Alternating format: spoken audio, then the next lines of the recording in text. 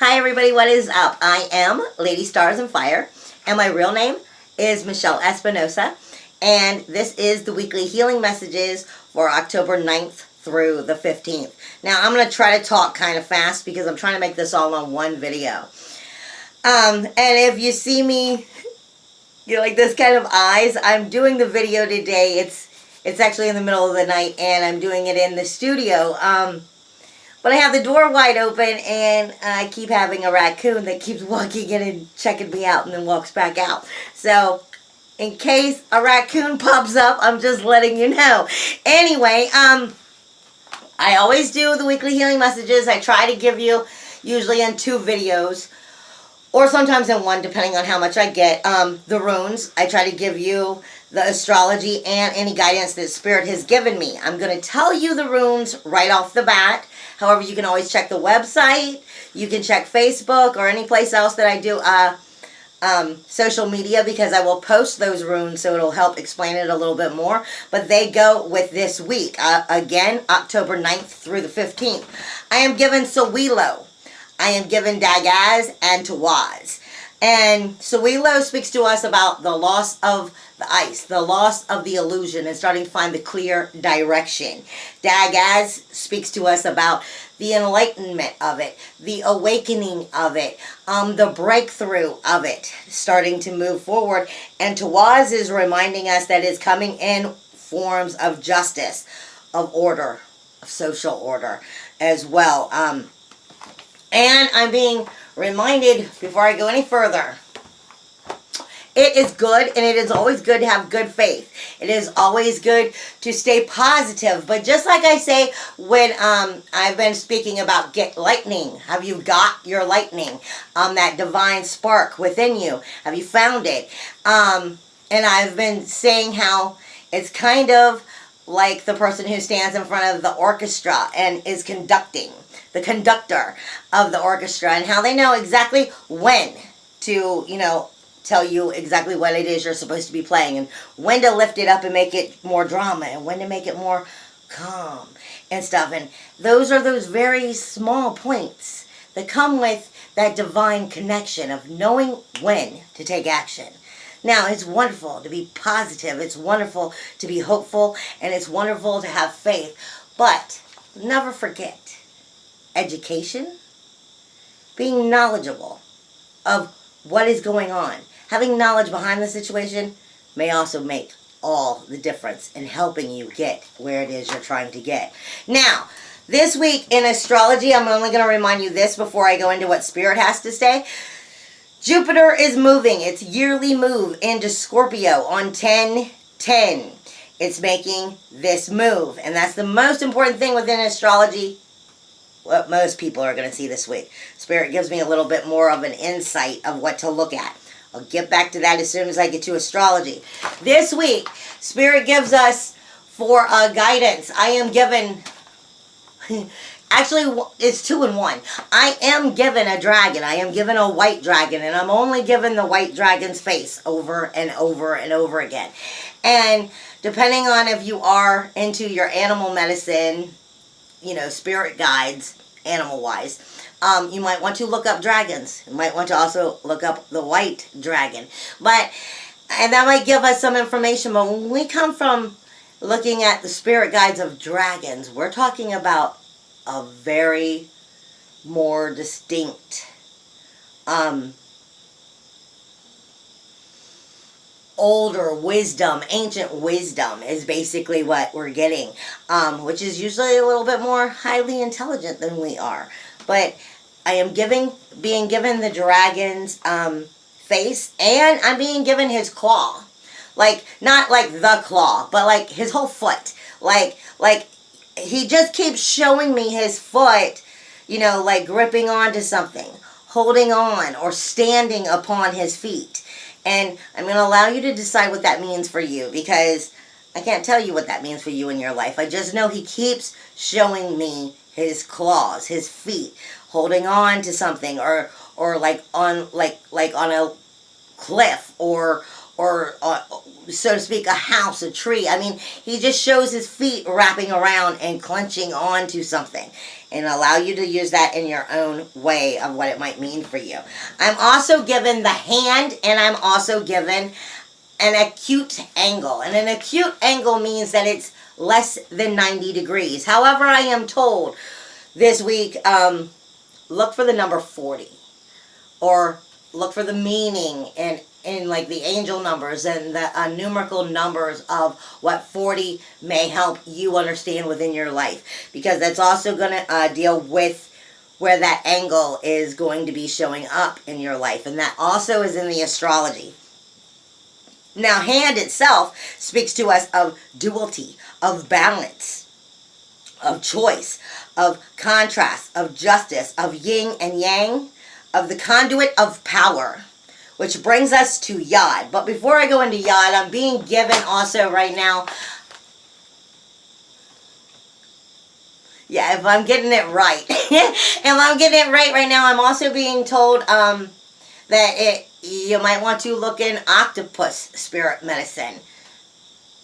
Yeah, because, yeah, I would say octopus spirit medicine. But let me go back. The hand, which is, I already explained, also brings us to Yod, because Yod in Hebrew, as you know, if you follow me, I'm always telling you that they're speaking to me in Hebrew. And Hebrew, Yod, also stands for the hand, okay? But remember, the hand also goes with the claw of the dragon. It's a hand, it's a foot still for the animal. And like I said, so it's kind of all coming together. But in Hebrew, Yod also stands for the number 10. So we're given the number 10 and we're given the number 40 this week. Whether it's angel numbers or numerically, however you want to see it, that might give you some guidance you might want to look into. Yod also speaks to us of the very authority to rescue, to guide, to train, to discipline, and to teach the flock to learn how to follow directions. Again, I said education is what I've been shown that this week so much. Yes, it's so important to have, to have our faith and and that knowing within our manifestation. That's the difference between manifestation and actual creation, is knowing how to create. Well, the Yod is speaking to us also of how to create. Okay? When you get into a deeper thing. Because Yod speaks to us of how it is you create. What it is that is creation itself. The idea of unity and the wisdom to be able to create. I'm also reminded, before I go any further, it's the foundation of the very foundation is what Yod is. Because I can go on forever about Hebrew, and I don't have enough time to go over each letter in the thing, so I have to break them down small. But I'm also reminded to tell you that anytime you're trying to create something, remember, a book is made up of many pages, not just one. Just like a beach is made up of millions of itty-bitty grains of sand. Nothing is just one. There's always, just like I said with the orchestra, there's many things that go into creating the one thing. And that is the key here into understanding how to create. That also works with our manifestation. And angle itself, like I said, I'm given the number 40, but let's remember, an angle, and I'm being shown it as an acute angle, and I really feel like I'm being told, stick with the 40 degrees. But an angle itself, an angle, has two separate lines from two separate directions that come to one point. Remember, Yod also reminds us that the foundation is the foundation that created the very foundation. Everything comes from one point. But you choose where you're taking it, is what I'm being reminded. Now, as we go into astrology, yes, Jupiter is moving into Scorpio for its yearly move, and it is definitely shaking up a lot of energy. There are major energy shifts going on, and on the 10th, there's a grand kite is going to happen also in astrology. However, I'm also being shown in astrology that are directing me directly to an angle, which is in within all of those very lines. They're saying that everything that you need to know that's hidden is within that very little angle. And I'm going to explain that angle to you after I go over the grand kite. The grand kite, sorry, moth. Grand kite is coming, a grand kite is basically, you just really, moth, find the light in the dark, because it just is really loving me right now. But a grand kite is basically, it looks like a kite in astrology. It has all four directions, but not four directions, four different symbols. I'm also being given a circle right now from Spirit, and they're showing me it in like an orange, which would deal with creativity. So I'll allow you to see what that means for you, because I'm being given, yeah, a very thick circle, but in orange. And the grand kite is, these are typically challenging situations that are coming together in a very harmonious situation, because they're typically all made up of opposition and of squares, which are challenging events. But when they put together, it creates a harmonious event to move you forward in a positive way. The grand kite speaks to us in four major directions, and then those directions also speak to one another. You have Chiron, which is in your 12th house, which is the wounded healer. He has the keys to healing everything. But he's also in the 12th house, which speaks to us of basically the Alpha and the Omega. It's the death so that the new first house can start. Okay? It's the letting go. But it's also where the magic happens, and the nostalgia, and the confusion of the magic being directed the incorrect or the correct way. It speaks to us of also of our actual psychic energy, our intuitiveness, and following through with our intuitions and stuff as well. So I mean, it's Chiron is the wounded healer, is speaking to Mars and Venus. Right there is your yin and yang. It speaks to Mars and Venus, which is your senses, and it's also your defense system at the same time. It's your action, it's your fire, it's your aggression.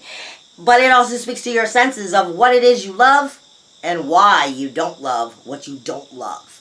Because Venus is not about love. Venus is about making you understand your senses and feel them and be in touch with them. If you put your hand in the hot oven and you remove cookies that are cooking at 360 degrees with your bare hands, that shit hurts, and that is Venus telling you that it hurt. But when you're in love and things are new and great, or you love your fuzzy covers, your things that just make you feel all cuddly and great inside, that's Venus telling you why you like it. So Venus is your senses, speaking to Mars, your defense system, your SWAT team, your action, your passion, your fire, and it is speaking directly to Chiron. This is, like I said, it's challenging situations that are coming together to create a positive. Now, you also have the moon, which is in Cancer, which is nurturing, but it's also nesting, and it's also a little bit too clingy sometimes. The moon is speaking to Saturn and Lilith. Lilith is our dark moon. I mean, Lilith is great for helping you feed your fire to do what it is you want to do and stand up for yourself, as long as you're doing it for good reasons and not narcissistic reasons. Because Lilith is all about, I'm going to have it my way, and nobody's going to tell me what to do, and that's the end of that. That's Lilith. And as long as you're using it for a positive way, that's fine. And she's sitting so close to Saturn, we're talking about our rules and our boundaries. And that's a fire and a water element having a conversation, basically. The moon is going to be very touchy-feely with this. So you've got Saturn, Lilith, Chiron, the moon, and Mars and Venus all having a conversation. They're having a conversation about your very spiritual beliefs, the very spirit of who you are, your psychic abilities, your intuition, your philosophy. They're having a conversation about this information of what is home to you, because it's in Cancer. It's in the moon is also in Cancer at this time. No, Gemini, sorry. So it's going to be kind of the two sides. The moon's going to actually be viewing the two sides at this time. And Mars and Venus, which are in Virgo, which is also going to be dealing with your work. It's going to be dealing with your employment, with your health, your diet, your service. So, I mean, it's kind of all the way around the board right now. And the thing is, within those very conversations, like I said, you're going to have 1, 2, 3, 4, 5, 6 conversations going on all day that day on 10/10 when Jupiter moves. There's your key. Jupiter is moving. And in where Jupiter actually makes that little itty bitty notch of a move is where they're showing me an angle. And they're saying everything is happening in this angle right here. And that's actually going to be taking place between that angle that I'm being shown is taking place between Libra and Jupiter, right where it just moved out of. But it's picking up that Jupiter energy. Jupiter is magnifying it with that energy. Jupiter is the magnifier. Jupiter is what brings that higher knowledge forward. Jupiter is what brings the abundance out. And it is specifically having a conversation with Uranus, and the moon as well. Okay? So it's speaking to your independence within this area and your emotional waters. And the secret that's hidden there is in that diagonal area where you've already got your Mars and your Venus, your touchy-feely yin and yang, and warrior action and positive fire, passion and fire all coming through. You've got hidden there, speaking again with Uranus and with Jupiter in hiding, is what I'm being shown is Mercury and the Sun is speaking to you of overcoming challenges about your independence. Overcoming challenges about your independence. This is what I'm talking about where the education may be what's most important in the situation. Maybe it's learning something about yourself that you're learning to overcome. Okay? Because Mercury is communicating outwardly and trying to teach us how to communicate outwardly, positively, but it's connected right there to the Sun, which is in Libra, which is talking about showing us where balance is not. Showing us about how balance needs to be created within our core energy. And the core is speaking directly to your independence, your individuality, your uniqueness, your very freedom.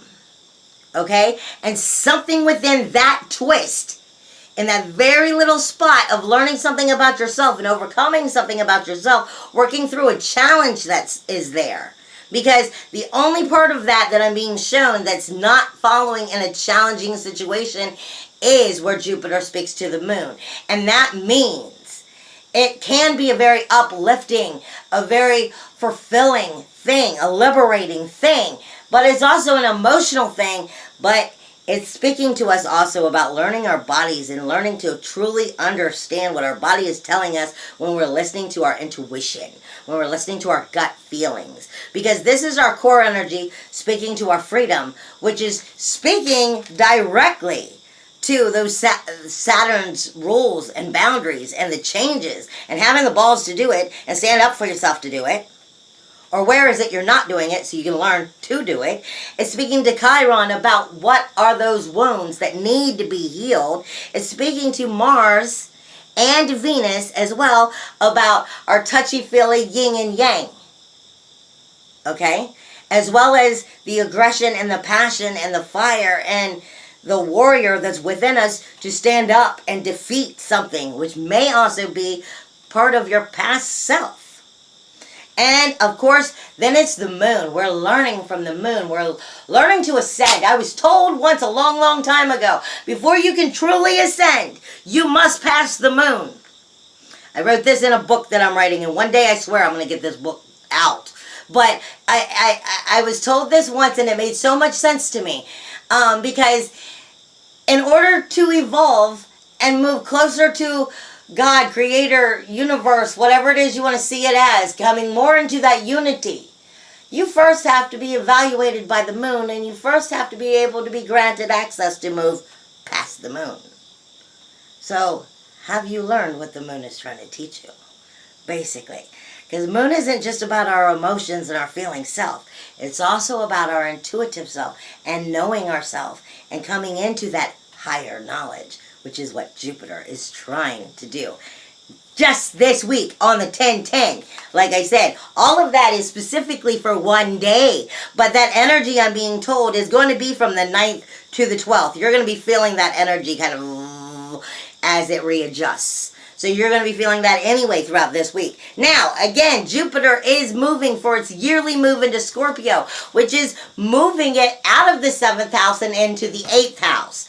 Now, Scorpio is about fertility. It does bring sexual energy, but it is also highly intense, period. It's highly intense in anything that it does.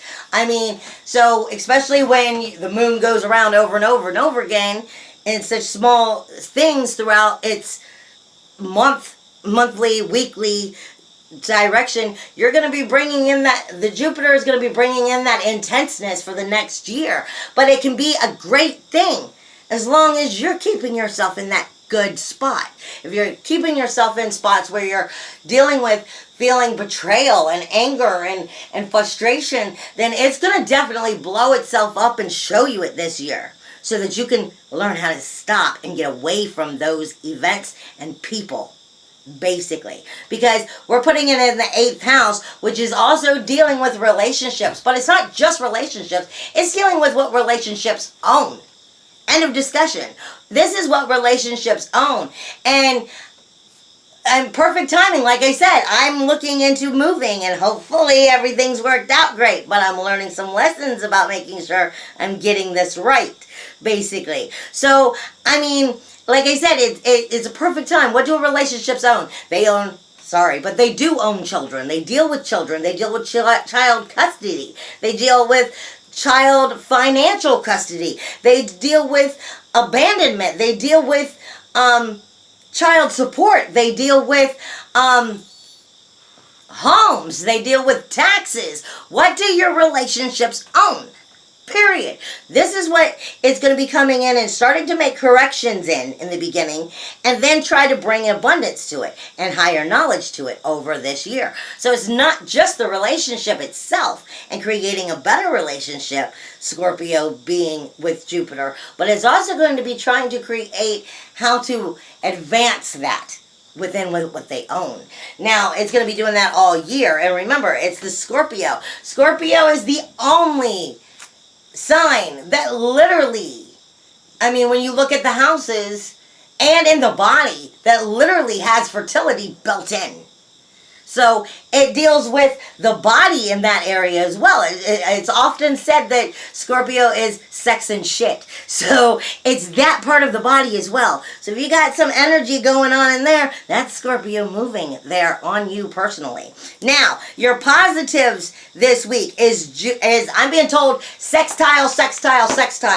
And I'm being told it has a lot to do with green energy and pale blue energy about in the physical world, in the physical growth, basically, and coming into a good, comfortable place within that energy. Jupiter sextiles Lilith and Saturn. So it's bringing that abundance to Lilith, backing up Saturn's rules and boundaries and taking the change and making those changes. And Lilith itself is sextiling, Lilith and Saturn is sextiling Mercury and the Sun, which is in Libra. So it's then taking those boundaries and those rules, and it's taking it and moving it into your core energy. Like I said, it's taking it into your core energy and Mercury. There is your hidden angle within the astrology, and that is speaking to the node and another sextile. Sextiles are great for helping us have the energy, the positive energy to move forward and everything, as long as we don't allow sextiles to just make us so comfortable we get lazy, because this is not a week to be lazy, because you'll miss the opportunities if you're lazy about it, is what I'm being told. So the node in the 5th house speaks to us about being creative, using our creativity to bring these positive energies forward within these very changes that starting with Jupiter being able to bring within those changes, those boundaries, those rules within our life, our core of what it is we're first viewed as, seen as, what we want to be seen as. How can we shine? What helps us to shine is what all this is talking about. Now you also have Pluto and Juno. I always say Juno is love. Juno is the very commitment that creates it. Juno is the sacrifice that makes it last. And it is sitting very close to Pluto in Capricorn, talking about making those changes and creating the proper foundation. Taking us right back to Yod of saying the foundation is created by the very foundation. The foundation behind the foundation. Okay? And it is having a sextile with Neptune itself, with being able to let go of what wasn't serving you so you can create positively while it's in that 12th house and start to move it into that new Alpha and Omega. Into the beginning and the end and the very beginning again. Basically. Like I said, this is like that second chance, that second dawning is what we're being able to create right now. Pluto is also in a trine with Mars and Venus. See, so much positive, and I'm being shown that circle again right now, except for now it's turning to orange and it has an inner lining of white. So I'll let you take that wherever it is, you take that. And it is speaking to us again about our very service, our work, our diet, and our employment, and our health. Within that very Mars and Venus energy. We also have, for challenges this week, we have Mercury and the Sun, though, which is in Libra, squaring Pluto. So this is where your core energy and that communication energy is fighting you on letting go of what you don't want to let go of. Like in my situation. I love my house. I've had this house as long as I can remember. I may not have always lived here, but this was the home that I grew up in. I came back to take care of my mother. And I've been here, and I will never forget that this has always been my home. However, this home isn't serving us anymore. It's time to find a new home and let this place be refixed, rebuilt, and made better so that it can be better for someone else. Sometimes what's sentimental can be bitter and sweet at the same time. This is what I'm talking about when I say Mercury and the Sun are squaring Pluto. It's letting go of the death, decay, and destruction that's not serving you so the new rebirth, regeneration, and rejuvenation can start making the very change that is needed to get there. And it is also in opposition with Uranus. Uranus, again, is your independence, your individuality, your uniqueness. Honey, you gotta learn what about you stops you from being the best you, so that you can let that go and become the best you. I love you. Hugs and kisses in the wind. And just remember, there are major energy shifts as Jupiter is doing its shift this week. And if you have any questions or want to know more about me, you can always check me out at my website, ladystarsandfire.com, or even set up your own personal readings, which I could go in much more detail with you personally. Love you. Have a great week. Bye.